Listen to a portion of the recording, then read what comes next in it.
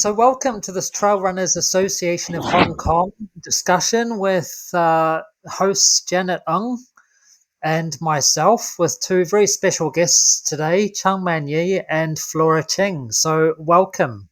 My name's Steve Corrie, your occasional co host for our track podcast. Our other regular host, Steve Phoebe, was going to join us today, but has held up somewhere else. So, you've got Janet and I. Janet, quick self-introduction. Yeah, sure. I'm Janet Wu, and I have been involved in the Trail Runners Association since it all started. And I haven't really been involved in the English podcast so much, so it's about time that I try to help along a bit. And I heard that for this episode we've got Flora and Manny, and so wow, great! I mean, it would be lovely to chat to the two of them again. And yes, so I mean, hopefully we can bring a good episode for everyone to enjoy and get to know the two of them. So no doubt Manny doesn't need too much introduction to the Hong Kong trail running scene, but Manny, introduce yourself anyway, even though people probably know you. Everyone knows you. Hello, good afternoon. It is Typhoon 8 here in Hong Kong, and I am Manny. I am a trail runner. Yes. Elite trail runner, you missed the word.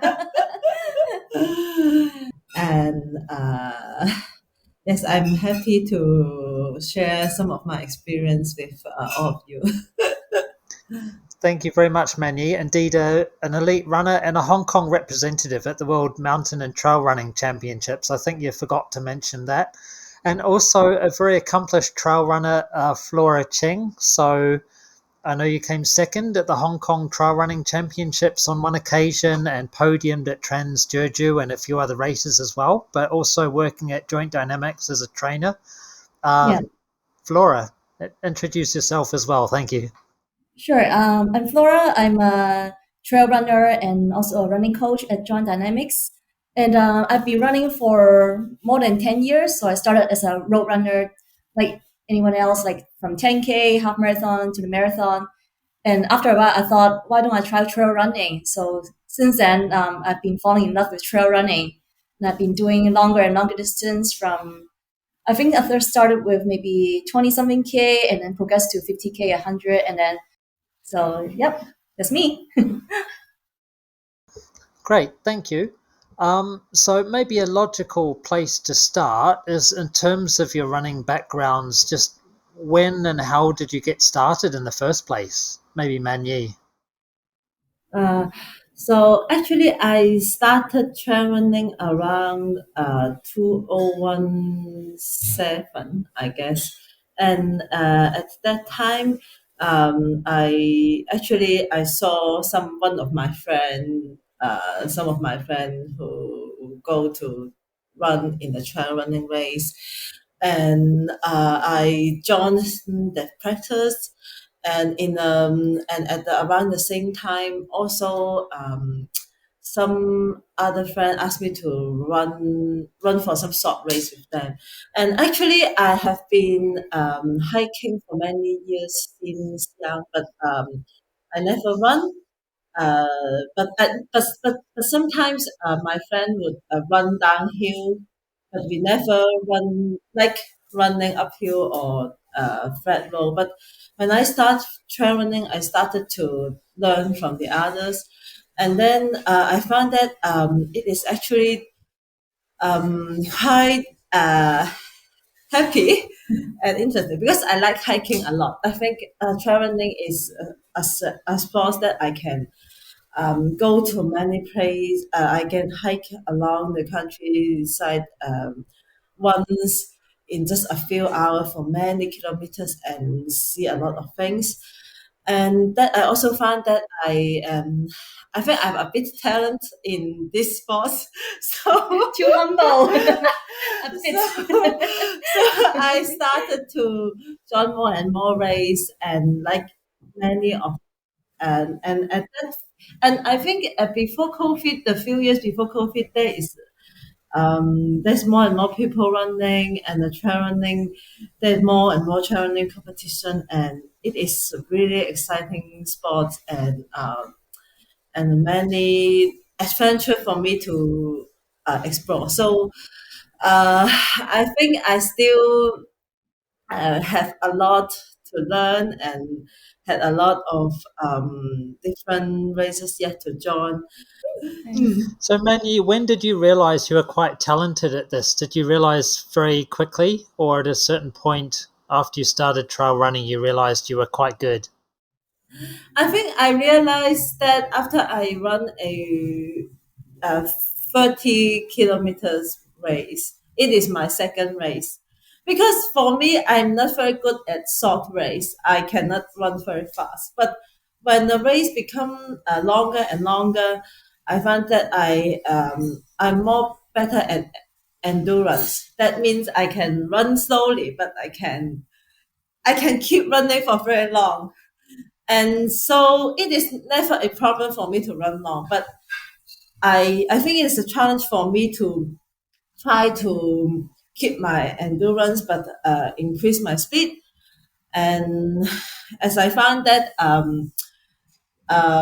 for the higher performance people, for example, when I go to overseas, the people are both fast and um, very very have very good endurance. So it is my I think I need still have a lot of room for improvement on this. Definitely very humble. And Flora, your start in trail running, tell us about that. My start in trail running. As I said, I switched from marathon to trail running because I want to challenge myself more. I want to experience, or actually, I want to spend more time out in nature because like many, I also did some hiking before. So I lived in Canada before, but usually I just do hiking and not really much running. So since I have background in road running and I've done hiking before, I thought it's good to combine both and do a trail running. So since I just falling in love with it, being out in nature, I feel so free and I feel so calm, just running outdoor. So yeah, I think just pure passion that I have in trail running, and that's what motivate me to keep training and keep running. Yeah, I think that's it. Great. So you mentioned passion. I mean, it may sound like a strange question, but I'm keen to ask you both, what's your why? Like, why do you run? Some people do it as a personal challenge. For me, I just like to go out and explore. Mm. But why do you run? Yeah, I think in one way it's a challenge too, right? To improve, hopefully improve year on year, and yeah, one aspect is definitely challenge.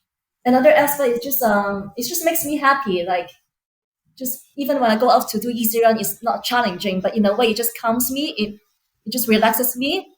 Yeah, when I do easy run, it makes me feel very happy. Yeah, so I guess yeah, that's why I feel passionate about running. And also it also taught me to be positive and be strong as well, because I think the mentality of overcoming the challenges, not be afraid, and staying strong can transfer to any aspect of life or any obstacles you have in life. Yeah, I think that's very useful for me to be mentally strong. Going back to what both of you were talking about, I mean, you started trail running because you enjoyed it and go out with friends and gives you a lot of pleasure. But I mean, especially from with Manyi, you're now ranked the top. You're the highest ranking female runner in Hong Kong based on the ITRA Performance Index. And Flora as well, you are one of the very accomplished elites in Hong Kong. So I can see that, well, there one side of it is the passion, the pleasure of going out with friends, doing a fun training run. The other is the competitive side of things. How do you see the, perhaps especially with female elites in Hong Kong, how do you think that you can improve the professionalism of the sport, especially from looking at it from the female elite athlete's point of view for Hong Kong, and especially with Man Yi, you've been representing Hong Kong to the World Mountain and Trail Running Championship as well. How do you think that we can push that side of the sport more in Hong Kong, especially with the longer distance races as well, where there's still quite a big difference in terms of participation. Do you see yourself having a role in that space? Um, Maybe I throw the question to Flora first, and then Mandy. So first of all, I don't consider myself an elite. You're more But in terms humble. of playing, yeah. But yeah, I do see what you mean. Let's say when I look at the UTMB finishing race, I think it's 10% female. If I look at this correctly, I think yeah, we can definitely boost the participation rates of female. For me, I think as a trainer, I can play a role in that because to help my clients or students improve. I think that's one way of boosting the participation rate to improve their confidence level to be able to compete at a competitive level, right? So as a trainer, I think I can play an important role in that.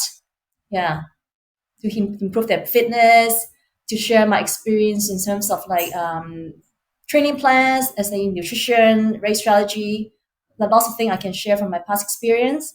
Yeah, so I think as a trainer, I can play a role in that. And what about you, Manyi? How do you see that side of things, and how can we, yeah, move the needle, so to speak, and bring it to the next level? Actually, I can observe that um, for longer distance, there is more participation men's or males participant.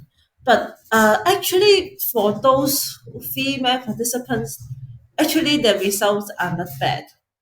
So, and I also observed that actually female runners have actually very good endurance, but maybe we have less strength or speed and less confidence than men. So I think female runner less likely to participate in longer distance. For 50 km, there is the percentage of female participant is much higher, actually. So, but so I think often it may be many of the females runner do not believe that they can finish, and so they will be less likely to go for the longer distance. And on the other hand, maybe male runners are more likely to be overconfident, and even they if maybe they have better strength and speed, but because sometimes they are also as well more easy to drop out. I think so. Yes. So I don't know if my observe is really true, but it's just some general observation. Do you And think that, so yeah, yeah, do you think that there are barriers for female runners to do the longer distance, or is it, I guess you say, a bit more mental, like maybe more runners think that, oh, it's a challenge beyond me, so whereas yeah, compared to the shorter distance, um, do you see it more as just it's something that, like, you can maybe change the perception, and therefore there will be more female runners in the bigger distance? What do you think? yes, I think actually it is like maybe a mental part of it, maybe a mental stuff, maybe the I think if for me, I think if more people see that ladies can also run fast or uh, sorry, I think if more people see that ladies can also perform well in the longest distance, and also can uh, maybe finish within finishing same time and also within certain hours, then more people will likely to uh, give put this as their goal and try to work hard for it, and eventually they will be able to do it too. I think because I go to a few overseas race this year, and I observed that actually in Europe, the or in the world, the females' performance is growing very fast. So if you compare with a few years later, the results, the time they used to perform UTMB or other race is getting much less and less. But for Hong Kong, I think our level is not is really just stay the same. So actually, there is a bit. I think for the whole Hong Kong traveling community, the I think the elite lady is the we can do better. I think there's just we need to um, have more people joining and have more competition within Hong Kong, and then we can eventually have shorten the distance between we and the international level. So, Manu, you are now the Hong Kong runner representative to the International Trail Runners Association. Um, what motivated you to put your hand up for that, and what would you like to achieve in that role? Is kind of promoting trail running in Hong Kong or motivating people to join the sport? Is that part of your motivation? Actually, I don't think I can have much influence on international level or within the association, but I guess I may, but I guess I can kind of influence more people in Hong Kong. Actually, I do not know what I can do. Really can do as well now, but I think if there is some chance for me, I may try to promote more about charity in Hong Kong, and try to let more people know that there is also a lot of people like trail running in Hong Kong, and a lot of us are and we also can let the world know that yes, sorry, I'm not very good at uh, expressing myself, but what I mean is probably um, I think I don't have any like solid things I can do, but kind of more like a like a I think a lot of people see you as a role model, like being able to, you know, something like perform so that. well, perform so well in the international level. Let's say a lot of female runners will look up to you as a role model. I know I do. Look up to you as a role model, and yeah.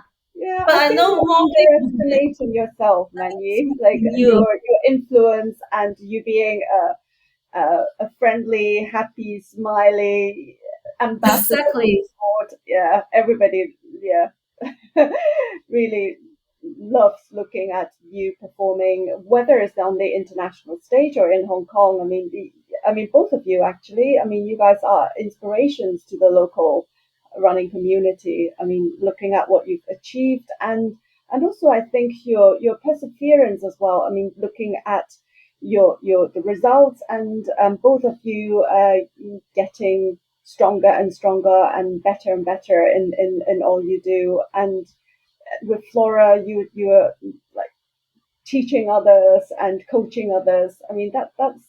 I mean, one should never underestimate, yeah, your what you're doing, how you're contributing to trail running. Really, right, yeah. Interesting. Ah.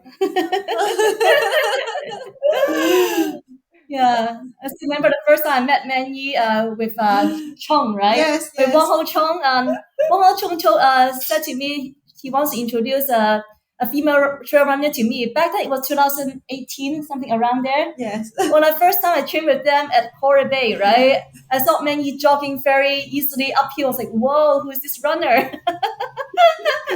And now she's at international level already. So yeah, Yeah, bionic. yeah. Hmm. So I think for male runners, we've obviously had Stone, Sang, and then Wang Ho Chong. So it's great we've got a female idol of the Hong Kong trail running scene. I mean, for expats based in Hong Kong is Esther Tselag, but we've got yourself, Manny, as a local female runner. So that's great as well, I think. Um, so I'm keen to ask both of you actually just your development as trail runners. Then you told us earlier how you got started. Just in your first few years as a trail runner when you were developing, did you learn from experience, learn from failure? Any particular mistakes you made that you then learned from, or any races in the past that like didn't really go as you planned, but then you learned from that and learned what to do? Actually, tell us a little bit about the first few years, your learning curve. Okay. Okay, okay. I think for any type of sports or when you learn anything, the first few years the learning curve is quite fast because you know nothing, and then you started. At first, I have no special gear. I just run with normal shoes, and then learn to get run with traveling shoes and get better equipment. Although this kind of thing can and I also improve a lot on my physical fitness. So all those of these things make you uh, improve very fast. But then when you go participate in more race, I try to more increase my distance. And then I also find out that I think I'm better in longer distance, such as 100 kilometers or above. But actually, every race, it looks like I do quite well. But actually, I see they is not 100 marks. Most of them is only maybe 80 to 90 marks. There's still some silly mistakes. Although it did not kill me. I still finished the race smoothly. But every time that for example, I think I one of my race I think I did very well is the UTMF in Japan. It is my first 100 miles, and I first solo 100 miles, and I know nothing about pacing, and I just run as long as I feel good. Just um, and I do not know I do not look at my watch, do not look at my position, and but it was good that my feeling was good. I have a good feeling of my body, and as long as I follow my body, I usually can keep run and run, and I would not like suddenly cannot keep going, or suddenly have a decrease my speed a lot. And but I also have a large mistake that time is that I did not keep myself warm. I was very cold in the last few kilometers, and I was wheezing, and I only walk very slowly. So because of and then afterward, I also get sick for a few weeks. So because of that time, I understand that I need to wear my clothes much early than I think. So for example, I try to wear long long trousers even in the start when the weather is very hot and everyone is in short trousers. I wear long trousers even when it is hot. So later I do not need to change back to long, and I also wear my raincoats very early, and therefore I do not have any problem with the cold weather and the wind in the night. So this is so yeah, so I also learn most of the thing from experience and mistakes, because sometimes you know that you need to bring this thing, you need to bring that thing, but what is the timing of you use your equipment, or what is the timing of eating, drinking, or sleep? That kind of stuff you can only learn from experience, and no one can really tell you, because everyone have different body and everyone have different like yes. Right. Yeah, I mean, looking at your athletics progress in history, Manny, I agree that I feel that UTMF was the one that where I think you really dug deep, and with it you gained a lot of probably confidence and experience with competition. And like for me, correct me if I'm wrong, but I think that UTMF and then where you also represented Hong Kong with the World Trail Championship. My feeling is that those events really helped you to develop um, a lot of the really the racing skills and confidence. And I feel that like your performance kind of like took a leap like after each of those events. Um, do you agree? Kind of. You yeah. What about Flora? Do you have a defining race that you feel that, like, on the back of that, your performance has increased and confidence gained, and yeah, all of a sudden, Um, you feel that yeah, I you've think moved there's up. any particular race. Yeah, I think it's just gradually building off of my experience throughout the year. Because when I first started trail running, I was more or less training by myself. I was joining a trail running group, running together with friends, but I don't really have a structured training in place. 2017, I have a running coach who gave me online programs, so my training has become very structured since then. I think that is the one turning point. I think my performance has since then improved gradually because my training has been very disciplined. And I guess throughout the years from doing races, I've gained a lot of experience how to deal with let's say stomach discomfort, how to deal with the point when I feel like okay, I cannot do it, I want to quit, how to deal with that negative thoughts. So I think throughout the years I've gathered enough experience to know how to deal with it. um, I think that's very important because I think there's so much you can train before the race, right? I think a lot of it boils down to the execution to the race. Um, what if the race doesn't go according to your plan? How do you deal with it, right? What if your stomach starts to feel bad? What if you cannot eat anything? What about if you get cold and you get sick during the race? How do you deal with that? Do you quit or you keep going? How to deal with that? I think a lot of that is coming from my race experience. Yeah. So, Flora, Manu just mentioned a moment ago that everyone's different, and each individual, you've got to kind of know what's happening to your body or how you're feeling. As a coach at Joint Dynamics, do you feel you often need to train people to have better self awareness, either physically or mentally? So, training people to know to be in tune with their body, or also just psychologically to train people to be aware of what thoughts are entering their head when things start to get uncomfortable? Yeah, I do actually. So usually one trick I do, which I use as well, which I can share with my clients, is to visualize the finish point, yourself crossing the finish line. Yeah, I think that's very helpful. I think this is a very positive way to help yourself um, how to fight against the negative thoughts. Because a lot of times, maybe the client, maybe, or even myself, in the past, I've been have a race goal in mind. I want to do certain hours. I don't know, some 20, let's say, right? Eventually, I couldn't meet my target. How do I deal with that? Do I quit or how do I keep myself motivated and keep going, right? So I always visualize myself crossing the finish line. This is a very powerful tools I use, which I like to share with my clients too.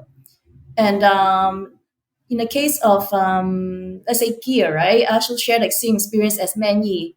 Because in my first UTMB was a very cold year and I didn't bring enough clothing with me. So the second time I did it this year, I put a lot of warm clothing in the drop bag in Komaya in the halfway point to make sure I stay warm if the weather turns bad. So I also share a lot of the gear or nutritional plans too. I myself I have dealt with this. I've handled this before, so I these are some of the tips I can share with my clients. Yeah, so to minimize the mini obstacles they might face during the race, because all of these add up, right? All these little things add up. Your gear, you eat well. Do you remember to eat every single hour? You have enough carbs per hour. So these are the things that I would share with my clients too. So you think running is very simple, it's from A to B, but actually it's a very complicated activity. There's the mental aspect, what's going through your head. There's things which can happen to you physically, like you get a soreness or a tight muscle or a sprain or whatever. You got to think about nutrition, hydration, what gear. You got to plan your training block. You got to think about recovery, sleep. Is it possible to put a relative importance on all of these things? I think training plan would be the most important for me because it's what makes you ready to get to the start line, right? So without proper training, you can be at the start line, then your race would most likely fail.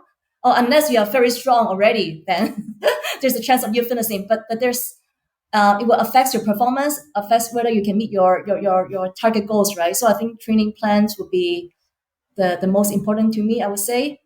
And I think the rest are just as equally important then. As when you mentioned nutrition plan, the gear, anything that goes wrong would make you fail. I wouldn't say fail, that won't make you have a good race, let's just say. You won't fail completely, right? Let's say if you didn't eat properly, but you can still make it to the finish line, but the result might not be as what you expected. If you don't have the right gear, if you didn't bring enough warm clothing with you, you might get sick in the middle of a race and you might be DNF, you might be slower than you expected. So the rest of the factors, I think they are pretty much equal. The biggest, I think the biggest, the most important would be the training plan for the race. Yeah. What about you? What do you think, Manny, from your experience too?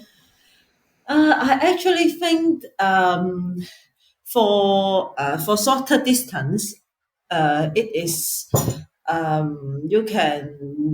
you can try hard to train maybe a few months before a 50K race, and then you boost yourself to be very well and do well in the 50 km. But for like a 100 mile, it is a reflection of your long-term performance, more like a reflection of your long-term performance. And also, uh, as I say, maybe 70, maybe it's 80% of it is a reflection of your long-term performance, and another 20 is really the how you um, it's really about how you manage the things and how you react to how you make your decision during the race, Mhm. because uh, because the race is too long, and actually it is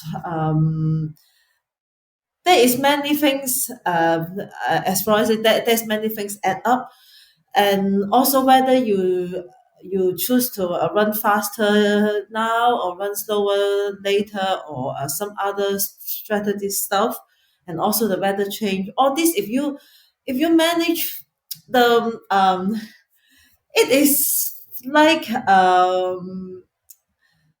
I think it is like very how do I say, if you make a wrong if you make a wrong mistake, you can ruin everything. So I see many people who may be stronger than me or running in front of me, they can quit even in later stage of the race. And so even if you have certain level, or or if you have sufficient training, and there is still uncertainty. Yeah. So you have sufficient training and have good training plan. This is the base. So this make you possible to have good performance, but there is still Many factors, right? many other factors. Yeah. So it is the it is the I think this is the interesting point, or this is The beauty why of trail running. yes, the beauty of travel. The uncertainty, right? The uncertainty. This is why this is so difficult. Yeah, I agree. Yeah. Yeah.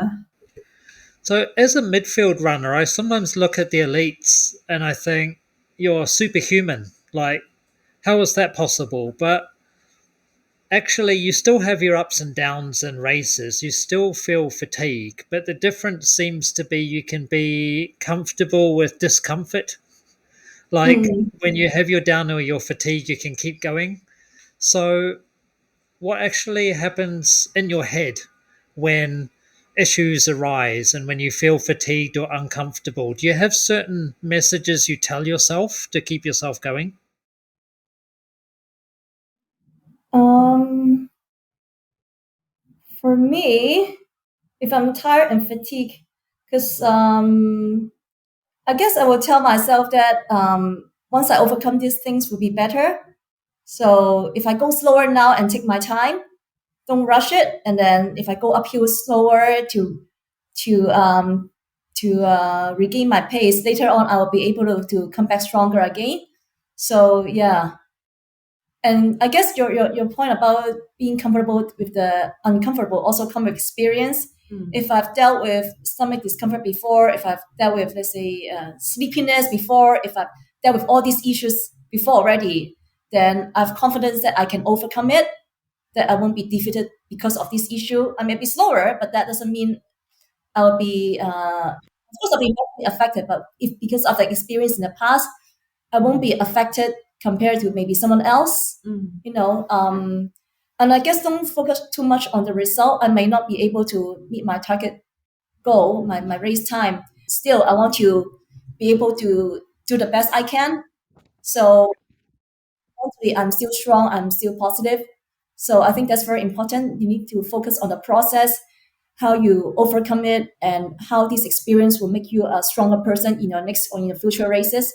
So don't focus too much on whether you can meet your target time or not. I think this is, of course, it would be nice to meet the target time, but I think the process is also very important because this how all this accumulated experience make you stronger in your next races and how you can do better. I think that's crucial as well. Yeah. And Man Yi, anything to add in terms of how you become comfortable with discomfort? I think I think I totally agree with what Flora say. And actually, when I feel that I'm very exhausted, the first thing come in my mind is I need to slow down a bit. But I would not slow down too much, and I would not. I will try to, and I will try to in get a bit faster again when I'm less tired. And also, I think that for the exhaustion feeling, actually, if the exhaustion feeling, if it is not very strong, and you can keep it at a point that you can just endure it, then when you try to keep running, then to after a certain time, sometimes you will be get used to it and it will become nothing. Yes, this is really my experience. But I have a strong belief that even I'm tired, I got to continue run. And tired, this feeling of tiredness, although it will go with me forever, but it won't stop me. So I will just run with this tiredness till the end. And I think I have this strong belief because of my experience. I know that this is what is endurable, what is really cannot endurable, what is really need to what I know what kind of exhaustion I really can go with it forever. And what kind of exhaustion I really need to just slow down or like give up, something like that. And You never give up. You're always strong. You never give up. I Well, try as much. talking about being uncomfortable. I mean, our summer season here is very long, and it's getting longer and longer with climate change. Flora, so when how do you train your students to train in the summer here, like with coaching plans and all that? How do you adapt to the hot weather here when it is getting longer and longer? Do you have any tips for Well, when your the students? training, sorry, say that Yeah, again. What did you say about the yeah. longer? Do you have tips for your students? How do you cope with the discomfort Heat? of running in this extreme hot weather? Let's say in the weekend long run, right? Sometimes I'll ask them to do a loop so they can always hydrate themselves. So make sure they plan their route where they go back to the water point so they stay hydrated. I think that's important. And also maybe sometimes they can put some ice on the neck to cool themselves down. And sometimes they can run like indoor in the treadmill if they need to, if it's too hot. Yeah. Yeah. So do you so with the training, a lot of the typical training plans will have this long run and then the other tempo run and do would you then get people to run more on the treadmill or no, just go out, come high heat or big rain or whatever, like Sometimes I or does advise it them to run early in the morning or nighttime to avoid the heat. Yeah, that's what I do myself as well. I run, if I do high intensity sessions, I'll do early in the morning. Yeah, like very early in the morning to avoid the heat as much as possible. Yeah, because I'm a morning person. I like training in the morning. Yeah, some students they like to train at nighttime. It's cooler. Yeah, I myself is not a treadmill person, but some of my students they are very sensible to heat. I will advise them to just run indoor in a treadmill. Yeah. If you go for a run at 5 p.m. in Hong Kong summer, you're going to get a very nice sunset, actually. So it's a good time of the day to run. Yeah, Yes. true. But a lot of people might not get off at 5 p.m. in Hong Kong. Because most people get off a bit late in Hong Kong, so they might miss the sunset. True. So you mentioned before the process as opposed to the outcome. I just wanted to pick on that actually. Actually, do you want to tell us, Flora, what do you mean by that? What's the difference between process versus outcome? The outcome would be the race goal you set for yourself. Let's say if a Hong Kong 100 want to do sub 16, right? That would be the ultimate goal I set for myself. But the process, the execution is very important as well. I think um, if you pace very well, there's less likely you're going to be suffering too much at the end. For me, I always like to, as much as possible, to go more to start with a conservative pace in the beginning, and then as the race progress, I'll try to pick up my pace and go faster and finish strong. That's always what I target in the race. Yeah, I think if I'm able to achieve that, and with the nutrition going well with this process, I think I'll be happier than just reaching my race goals, but I end up suffering. I end up exploding. My pace is very bad, but I reach my when I and I reach my race goal. I think that's what I meant by the process. If you have a race strategy, if you're able to execute well, I think that's very crucial as well. And of course, if it doesn't go well, then what do you learn from it? I think that's also a very important point. And then you hopefully you won't repeat the same mistake again the next time. And Manyi, in terms of race management and just getting the process right, Yeah. um, if you have a lot of decisions to make, then that's using mental energy as well. Like, do you have any particular routines you use in a race now that you're experienced so that you don't have to tax yourself mentally so much? Like in Um, terms of your preparation or during the race, just any kind of habits you've formed so that things just are more natural? I actually like to think a lot in running. Yes, because I actually is quite a carefree and random person, and sometimes I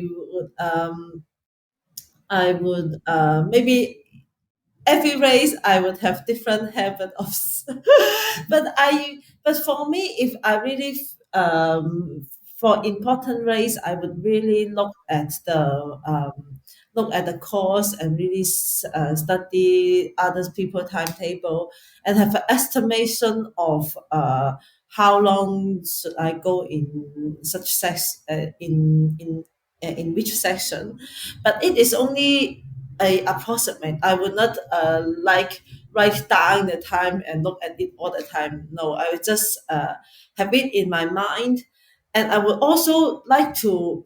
Actually, I like to observe a lot during the race. I would look at other people how they run, and also I will try to find some of the runner who I think I worth to follow, and then I also observe other people, is are they tired, are they relaxed, or and then I will keep and maybe this and I keep of looking at the environment. So all of this makes me to keep my mind going, running all the time, and then I will be more I will not less easy to maybe get get drift away or get asleep or think of some negative thing, something like that. And I think this may be one of my usual practice. Other people. So you like to keep your mind busy, actually. Yes, I like keeping my mind busy. Yes. Okay. Well, if you But I actually like to observe the people around me, and I would not, but I would try not to think um, how many people is in front of me or behind me or my position, that kind of thing. I will avoid this because I think if I if my mind keep thinking I need to chase the girl in front of me, this will make me lost. This will make me lost, and this will make me cannot follow my own pace. I would avoid this kind of thinking. I would just no matter what is my aim, no matter I am first, second, first, something like that, I will just keep my pace. I think this is important. if you like observing other people, maybe slow down. Come and join us in the midfield. You'll have more people to observe. No, because for female runner, there is always some male runner around, so this is not a problem. Fair enough. Janet, I'm curious, as co-race director of the Hong Kong 100, I mean, I don't know if you're usually at the start line and then the finish line, or if you sometimes pop up at a checkpoint along the way. I guess you can observe different runners as well and see what they're going through. Yeah, definitely. I mean, we do pop around, especially for the long 100K. We would go and say hi to all the volunteers at the various checkpoints, thank them, and then see how some of the runners are doing. It's actually very nice to be able to follow the race like on site and see. I mean, we are as excited as anybody that's following the race and see how everybody is doing. And I was in actually in one of the races in Europe, Ultra Trail Monte Rosa, and we were helping out in that one, and there was a long single stage 100 miler over very tough terrain, and it's a very hard course, but it's also an amazing and beautiful course. So there were people that were doing that 100 miler in one go, and then there were also the stage runners. So they're splitting the distance into 4 days. So each day they do about 40 kilometers. And actually, it's really fun to see the expressions on their face. I mean, the ones that were doing the single stage, very serious, in a lot of pain. Have to dig deep in the pain cave. But the ones that are doing the 40 kilometers per day, they were really having such a great time in the beautiful scenery, enjoying it, like getting stronger and fitter by the day. It's really interesting. But yes, yeah, it's nice to look at the runners at events, and yeah, especially there, and not just like watching them like on the screen or just looking at their statistics. And yeah, you do see everybody going through different stages, I think, in terms of the how difficult, or like whether they're having a good day or not a good day, having a good stage or not a good stage. One thing that always strikes me about certain runners, I'm thinking of Nugo, the Hong Kong-based Nepalese runner that's just winning all the races at the moment. He always has a smile on his face, and one thing John Ellis has said is, no matter how far you are in the pain cave, just smile.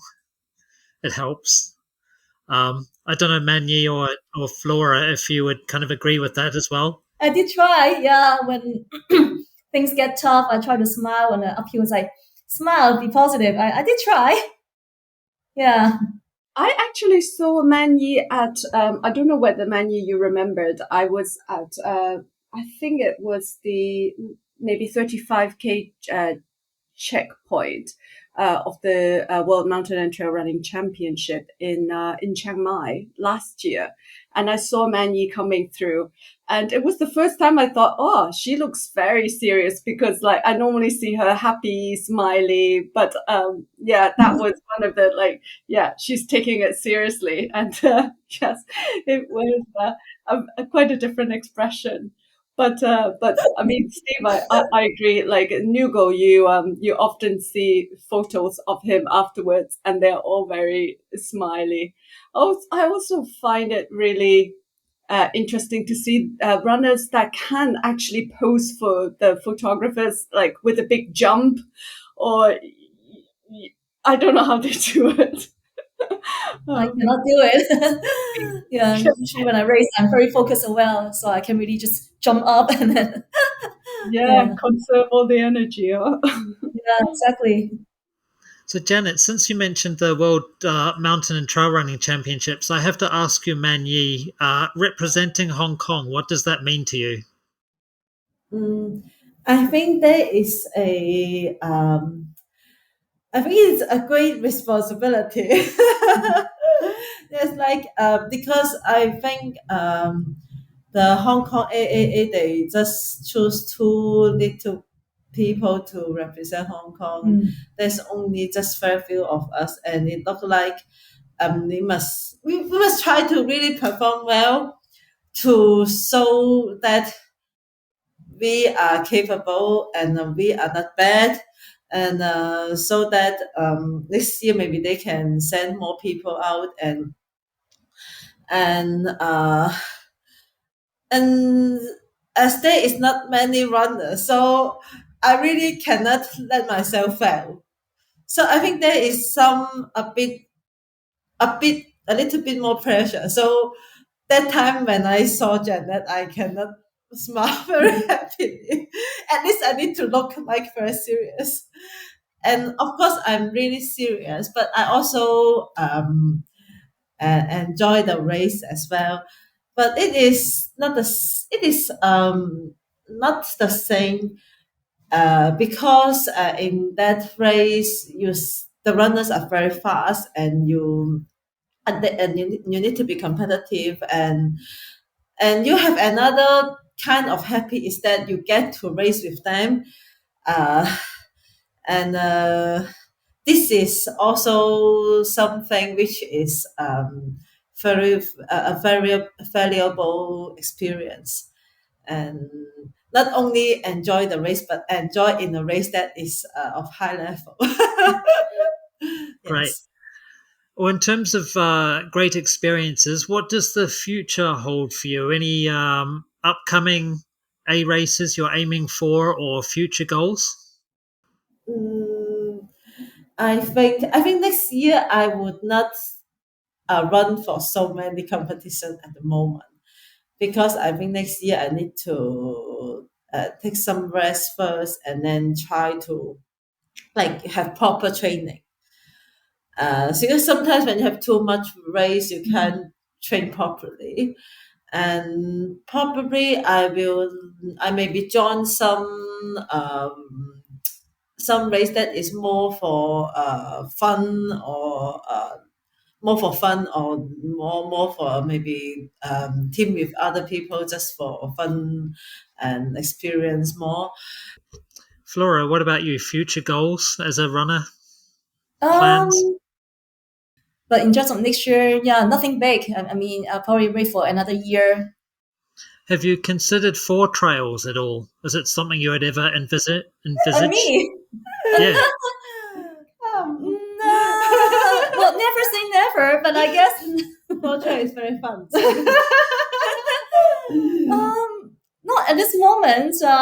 Because yeah, I think it's gonna be very very tough without pole, new music, and yeah, each year it's gonna be tougher and tougher. So not at this moment, but never say never. I won't definitely say no, but yeah, could be You one should day. maybe do it sooner rather than later before Andre puts too many more Yeah, rules true. in. Good tips. Good tips. Yeah. Do you have a view on how you can encourage more newbies, new runners, to join the sport? That's very tough, actually. I don't have any plans from the top of my head how to get more newbies in the trail running.